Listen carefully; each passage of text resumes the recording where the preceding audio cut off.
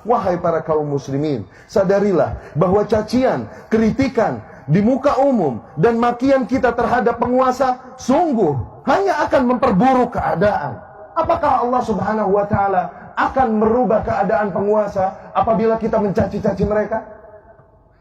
Atau sebaliknya, apabila kita bersabar, mendoakan kebaikan bagi mereka, bukankah ada kemungkinan Allah akan memperbaiki mereka? Lalu mengapa kita memilih jalan untuk mencaci makinya? Apabila kita mencaci maki penguasa, apakah pahala yang kita dapatkan atau dosa? Sebaliknya, apabila kita mendoakan kebaikan bagi penguasa, pahala yang kita dapatkan atau dosa? Maka seorang yang berakal sehat tidak akan memilih jalan untuk mencaci maki penguasa yang ada. Apakah seorang mukmin akan mencaci dan memaki apa yang Allah takdirkan atasnya ketika tidak sesuai dengan seleranya?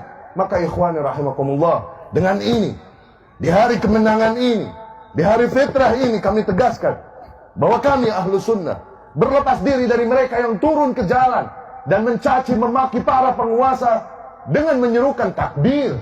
Seraya menyerukan takbir, mereka mencaci dan memaki para penguasa. Tuhan mana yang mereka besarkan dengan takbir mereka? Dikarenakan sungguh Allah melarang tindakan mereka.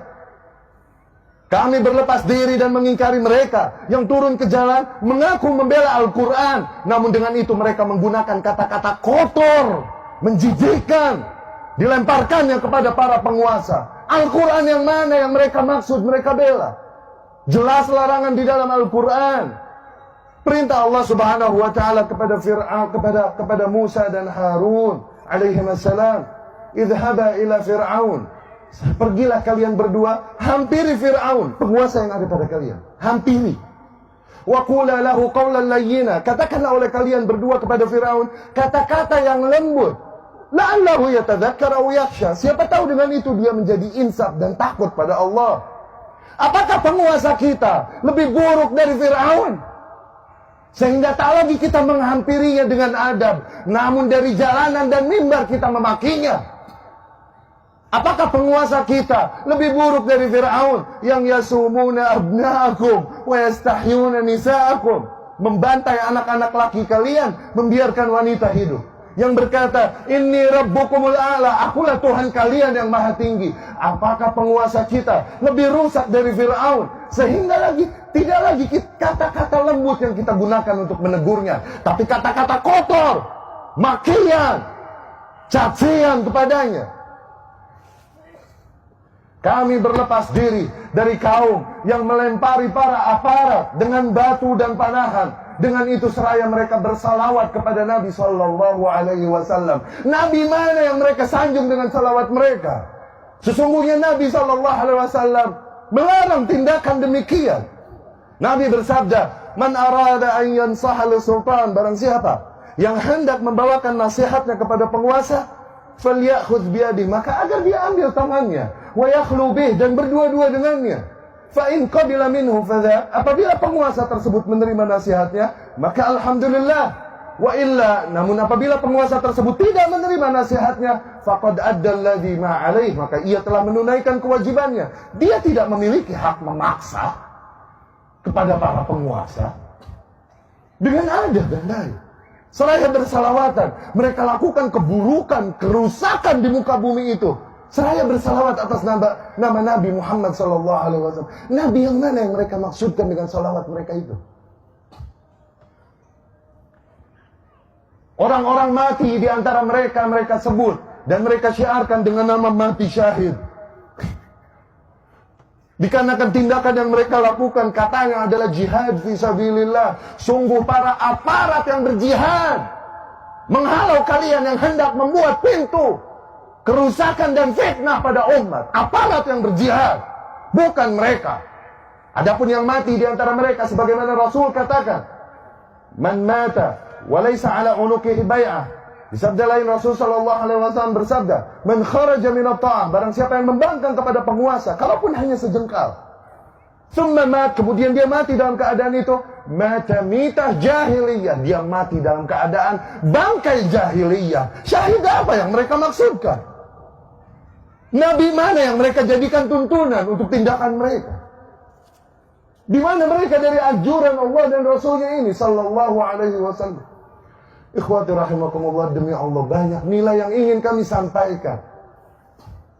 Namun dikarenakan terbatasnya waktu, kondisi, maka kami cukupkan sekian.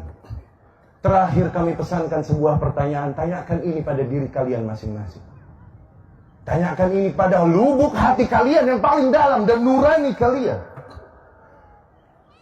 Apakah kebencianmu, kekecewaanmu kepada para penguasa yang ada padamu adalah alasan yang cukup bagimu untuk merusak keamanan dan menghancurkan persatuan negeri ini?